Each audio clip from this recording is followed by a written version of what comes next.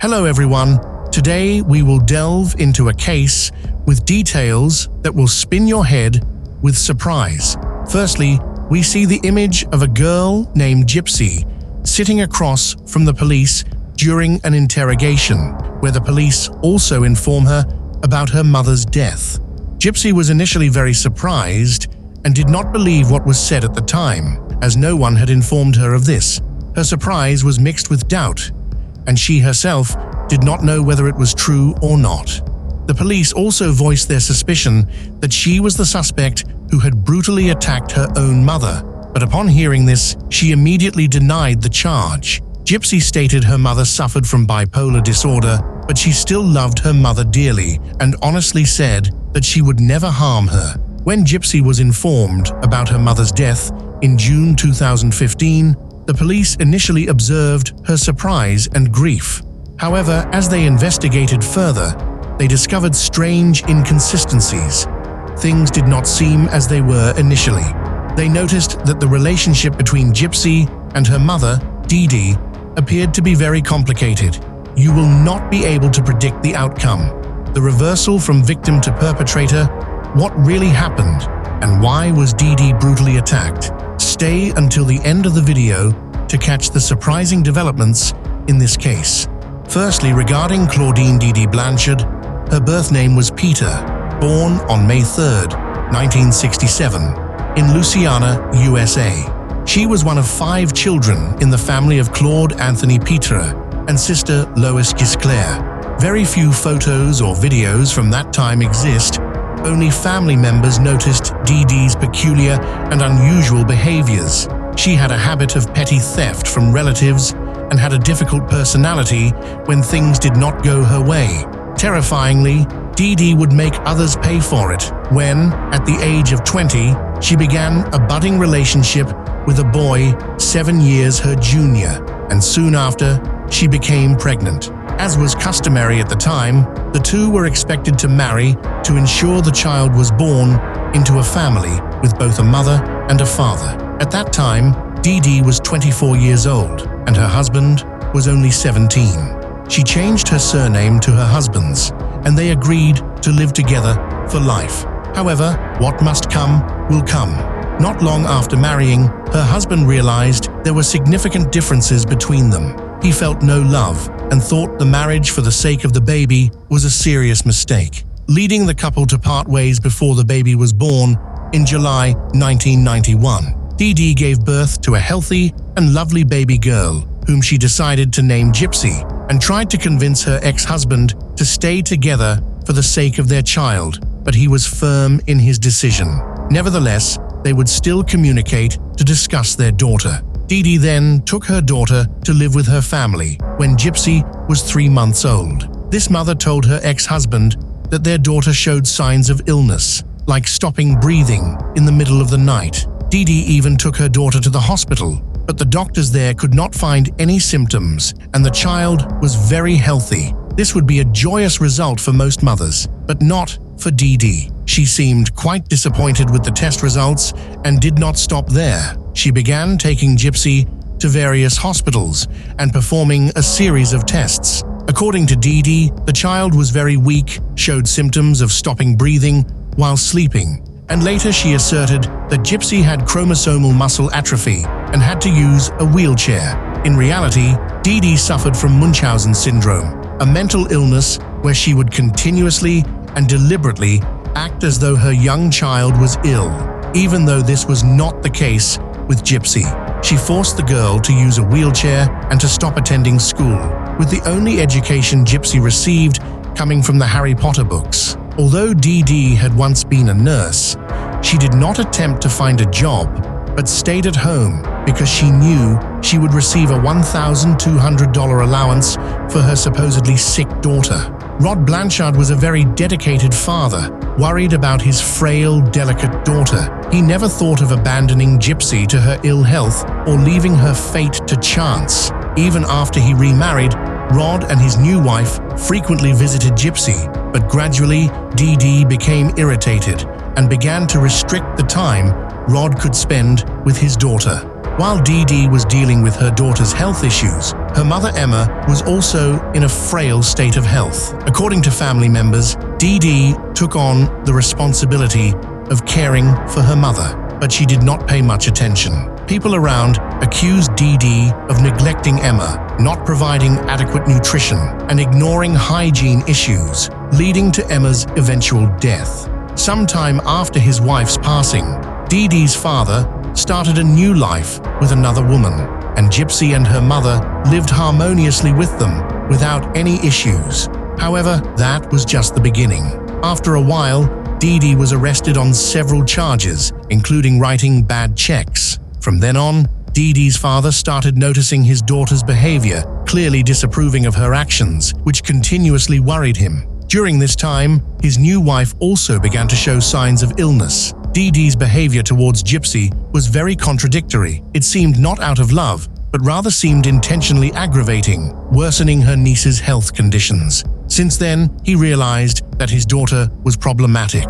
Moreover, Dee Dee was also accused of putting weed killer in her stepmother's food to poison her. But after everything, the miserable mother and daughter just wanted to leave. Dee Dee and Gypsy moved to New Orleans, and surprisingly, after they left, the stepmother's health quickly recovered. In their new residence, Dee Dee and her daughter lived together in an apartment, sustaining themselves on family and government assistance due to Gypsy's fabricated illnesses. At this time, Gypsy's illnesses were listed like a scroll, from asthma, epilepsy, hearing and vision problems, to lower body paralysis and digestive issues. Dee Dee had falsified medical records for these conditions. She also had an astonishing ability to persuade, to the extent that although the doctors found no illness, they still believed in the fictitious health issues she attributed to her unfortunate daughter. Dee Dee was also certain that she could take very good care of Gypsy, giving her high doses of medication that caused symptoms like dizziness, nausea, and headaches. Dee Dee also started feeding her daughter liquids.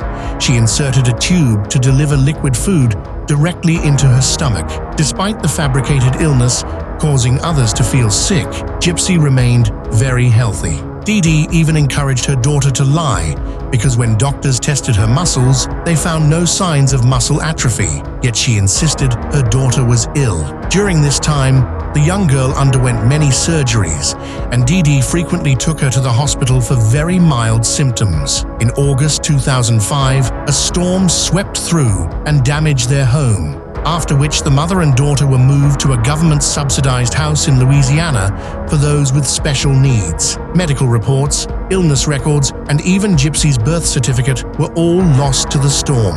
A month later, they moved to Missouri and first lived in a rental house until 2008, when a non-profit organization helped them get a new house, equipped with wheelchair access and 4 spray showers in Springfield, restoring happiness on Gypsy's face. This proved that a happy ending is not just a fairy tale, as Gypsy herself was the clearest evidence. During that time, Rod and his second wife Laura really wanted to visit Dee Dee and her daughter. They planned their visit meticulously, but time after time, just days before the trip, Dee Dee would disappear without a trace and never answer their calls. Weeks later, this hard-working mother would reappear with an explanation that couldn't be more far-fetched. Gypsy had to be hospitalized, and she had no time for the phone. This frequent hospitalization also made Rod very worried about his eldest daughter, but contrary to her ex-husband's experience in Springfield, was spreading a completely false story she made up about her family lacking members. She told everyone that Gypsy's father was worthless, and at this time, Gypsy also acquired a new illness to add to her endless list of ailments: leukemia. Gypsy still hadn't attended school. Her entire perception based on fairy tales, books, and Disney movies, which opened up a world of escape from the months of imprisonment with her mother. From a very young age, she had been exploited by her own mother for family and government money. One of the cruelest things people could visibly notice about Gypsy was her missing teeth, a lifelong affliction caused by Dee Dee giving her medications without reason. After taking these drugs provided by her mother, her teeth began to fall out, and despite being very young, Gypsy was nearly toothless. According to Dee Dee, this increased the feeling that she had all the symptoms of the illnesses she had previously mentioned. Dee Dee also shaved Gypsy's head more frequently to mimic the appearance of a chemotherapy patient. Although Gypsy was uncomfortable with her mother's decisions, she couldn't do anything about it. She often wore hats or caps to cover her bald head. What was more distressing was that whenever they left the house, Dee Dee would bring along an oxygen tank and a nutrition feed for her poor daughter, and she continued to give Gypsy nutritional supplements in liquid form. Even though Gypsy was a teenager, Dee Dee still used physical violence to control her daughter, tightening her grip whenever she was around others, and wanted to prove she was normal and not ill. When they got home, Gypsy would face a beating with hands or a clothes hanger from Dee Dee. Gypsy was isolated in her own home, and Rod was very worried about his daughter because Dee Dee made everything worse with statements like, "Gypsy will die if she catches any virus," asserting she had to be with her daughter 24/7, leaving no time for Rod to develop a normal father-daughter relationship, as if Dee Dee had meticulously planned it all. Moreover, Gypsy didn't even know her own age, and even family members were unaware of this. Dee Dee had not allowed anyone to celebrate her birthday, taking away from her the awareness of what it means to grow up. No matter how much her mother tried to hide it, the natural development in Gypsy's character could not be concealed. Every night, she secretly went online without her mother knowing and joined a Christian dating site. Through this site, Gypsy met Nicholas from Wisconsin, who was 7 years her senior, working at a pizza shop and living with his stepmother. Nicholas seemed like a good person, but he also hid secrets that he did not want others to know. He was diagnosed with low IQ autism and also suffered from multiple personality disorder. A few months before meeting Gypsy, Nicholas had been arrested for inappropriate behavior in public. His daily life revolved around his job at the pizza shop and participating in online chat and dating sites. Although he was uncomfortable with societal interactions, Nicholas was still seeking the love of his life, and when Gypsy appeared, his wish became a reality. Not long after, they entered into a formal relationship.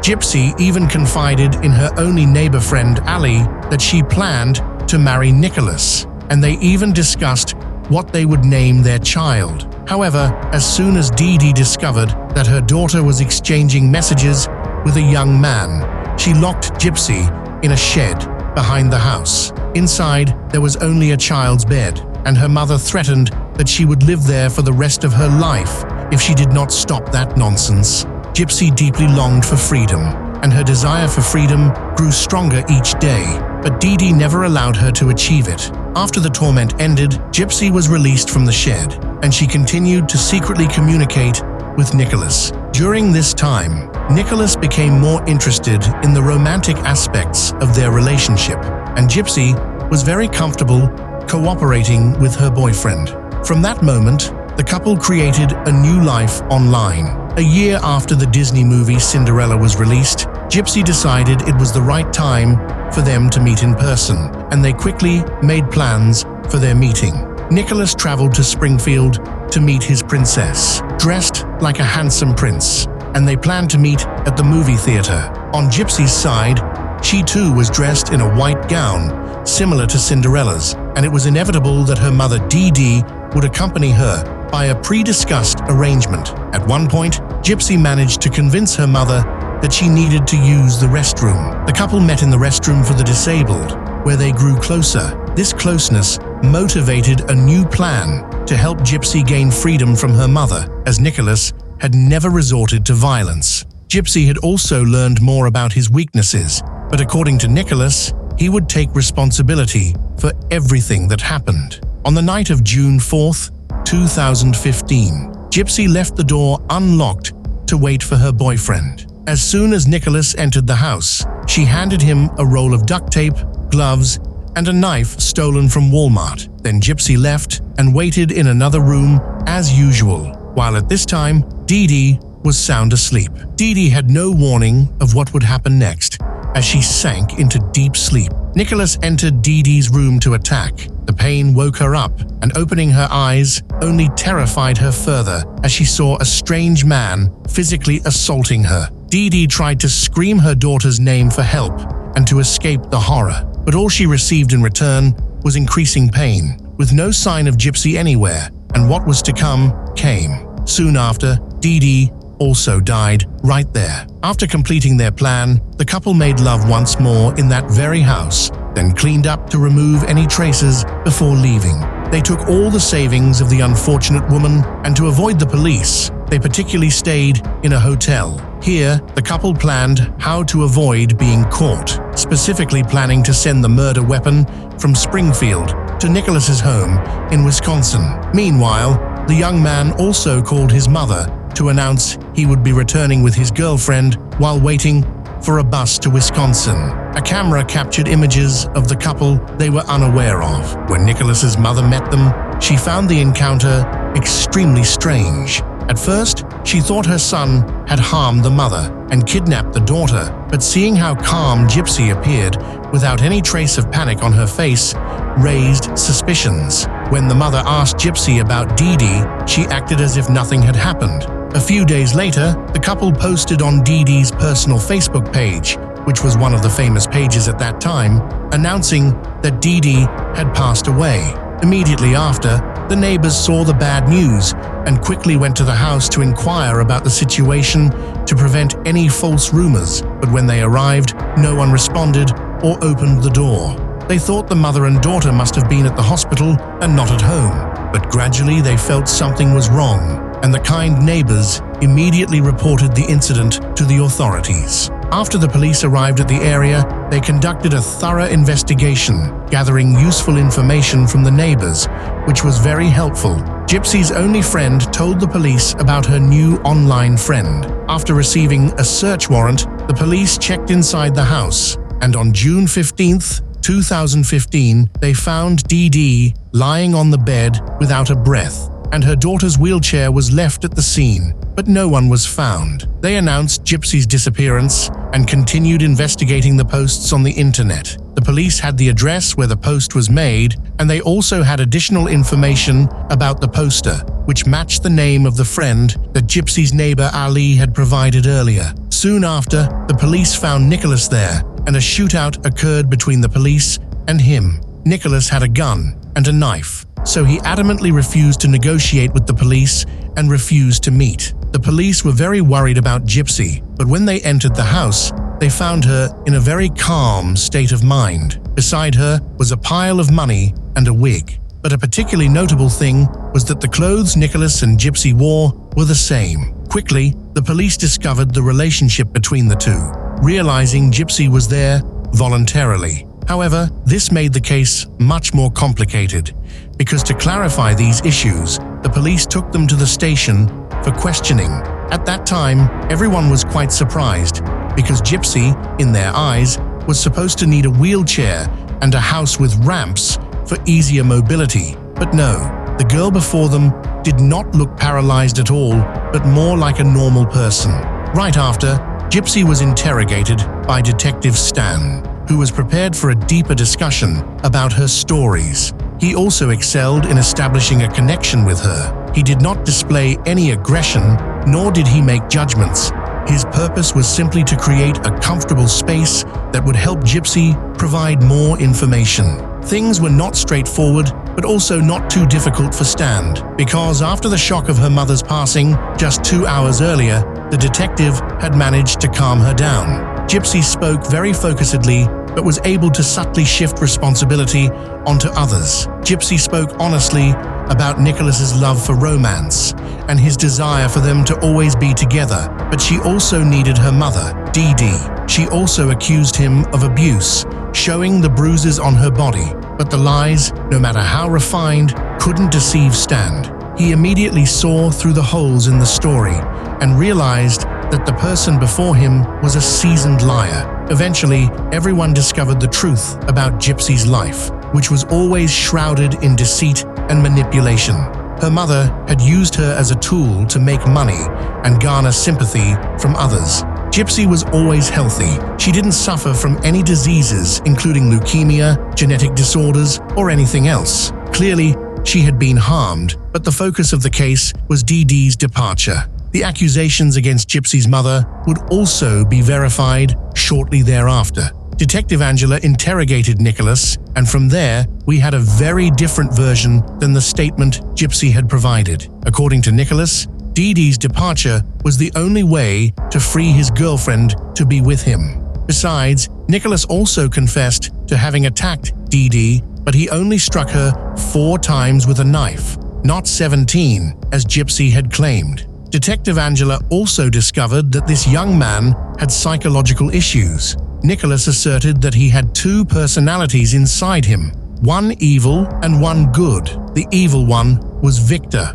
a vampire always wanting to harm others. During the investigation, the police also discovered that Gypsy had endured cruelty from her own mother from a very young age due to Munchausen syndrome by proxy. Regarding the victim's family, no one expressed regret over Dee Dee's departure. Even her biological father and stepmother later stated that Dee Dee deserved such an end. During this time, preparations for Gypsy's trial went smoothly, and after about a year in prison, she confessed to her crimes. In July 2016, Gypsy, then 25 years old, admitted that she had planned the murder of her own mother. She accepted a proposed 10-year sentence, which was the minimum penalty for a second-degree murderer. Gypsy's biological father, Rod, had always stood by his daughter. He wanted to make up for past shortcomings, and Gypsy was very open with this father, calling him 3 to 5 times a week. The stepmother and her own children also had a very good relationship. As for Nicholas, he was being held temporarily at Green. The couple had been separated since then. In November 2018, Nicholas was convicted of first-degree murder, and in February 2019, he received a life sentence and would not be eligible for early release. Gypsy stated that her health had significantly improved since being incarcerated because she had stopped taking the medications Dee Dee had given her. Gypsy also felt more comfortable living there than with her mother. She knew she didn't need feeding tubes or a wheelchair. She could eat and move around normally, but her mother had always forced her to do otherwise. After everything, Nicholas realized he had been used. He said if he had known it was all a plan and not love, he probably wouldn't have harmed Dee Dee. Perhaps because Nicholas had mental health issues, it was easier for Gypsy to deceive him than it would have been with a normal person. In the same year Nicholas was sentenced, Gypsy met a man named Ken through a prison pen pal program, and quickly they got engaged within just a few weeks,